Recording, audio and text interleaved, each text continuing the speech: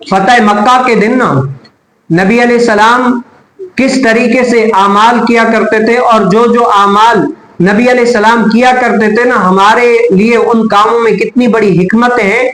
فتح مکہ کے دن نا نبی علیہ السلام نے یہ اعلان عام فرما دیا، کیا کیا کہ جو کافر ہیں اگر اپنے ہتھیار ڈال دے اور اپنے گھروں میں بند رہیں تو ان کو امان ہے، کیا ہے فتح مکہ چھوڑ کر چلے جائیں، اپنا سب کچھ یعنی ہٹ جائیں یہاں سے، ہتھیار ڈال دیں۔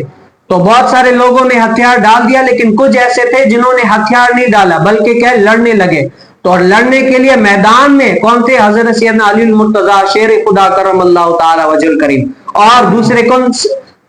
خالد بن ولید رضی اللہ تعالیٰ عنہ، نبی علیہ السلام کے شیر، یہ لڑنے کے لیے تھے۔ تو کچھ کافر ایسے تھے نہ ہتھیار ڈالا اور نہ ہی گھروں میں بند رہے، تو کیا ہے حضرت سیدنا علی رضی اللہ تعالیٰ عنہ، حضرت سیدنا خالد بن ولید رضی اللہ تعالیٰ عنہ ان سے لڑے، اور بہت سارے کافروں کو سو کیا لڑے، اور کچھ جو تھے نا وہ کیا حضرت سیدنا ام ہانی رضی اللہ تعالیٰ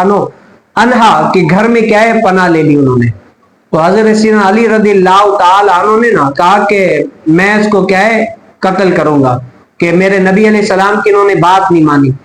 تو حضرت سیدنا ام ہانی رضی اللہ تعالی عنہ نبی علیہ السلام کے پاس آئی، وہ کہتی ہے کہ جب میں گھر میں گئی دیکھا کہ نبی علیہ السلام کیا ہے غسل کے لیے گئے ہیں، غسل کر رہے ہیں، اور حضور علیہ السلام کی بیٹی فاطمہ پردے سے ایک جگہ پر بیٹھی ہے، تو میں نے سلام کیا اور سلام کا جواب دیا۔ حضور علیہ السلام نے پوچھا کہ کون ہے، تو میں نے کہا کہ میں ام ہانی رضی اللہ تعالی عنہ۔ تو حضور علیہ السلام نے فرمایا کہ مرحبا ہے ام ہانی رضی اللہ تعالی عنہ۔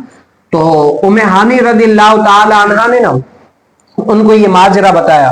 کہ حضور علیہ السلام جب غسل سے باہر آئے، غسل وغیرہ کر کے پھر حضور علیہ السلام نے صبح کا ٹائم تھا، چاش کا ٹائم تھا، جب سورج نکلتا ہے، تو حضور علیہ السلام نے 8 رکعت چاش کی نماز پڑھی، اور چاش کی نماز کے بعد حضرت سیدنا ام ہانی نے عرض کیا کہ یا رسول اللہ میں نے کہے اپنے گھر میں فلاں فلاں کو کہ امان دی ہے، اب جسے میں نے امان دی ہے نا حضرت سیدنا خالد بن ولید اور حضرت سیدنا علی رضی اللہ تعالی عنہ جو میرے چچا زاد بھائی ہیں وہ ان کو قتل کرنا چاہتے ہیں، یا رسول اللہ جسے میں نے امان دیا وہ ان کو مارنا چاہتے ہیں۔ تو نبی علیہ السلام نے فرمایا کہ جسے اے ام ہانی تم نے پناہ دی نا اسے میں نے بھی پناہ دی، کیا ہے جسے تم نے پناہ دی اسے میں نے بھی پناہ دی۔ اب اس میں سمجھنے والی کیا بات ہے، جیسے آج میں اور آپ اللہ کرے پڑھنے میں کامیاب ہو جائیں، اللہ کرے کہ اس بات کو بھی اپنے اوپر نافذ کر لیں۔ جیسے فجر کی نماز پڑھ کے کچھ لوگ بیٹھتے ہیں نا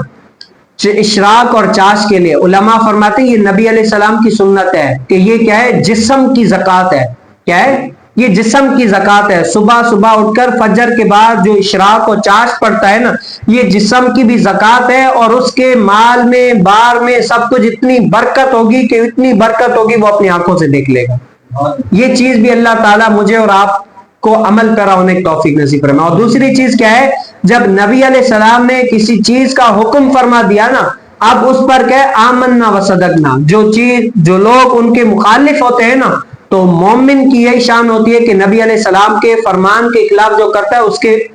آگے جہاد کرے، لڑنے کے لیے تیار ہو جاتا ہے۔ اب نبی علیہ السلام ان کو بخش دیں چھوڑ دیں، یہ نبی علیہ السلام کی کرم نوازی ہے کہ ان کو چھوڑ دیں یا بخش دیں۔ تو اللہ تعالیٰ مجھے اور آپ کو بھی ان معنوں پر عمل پیرا ہونے کی توفیق نصیب فرمائے۔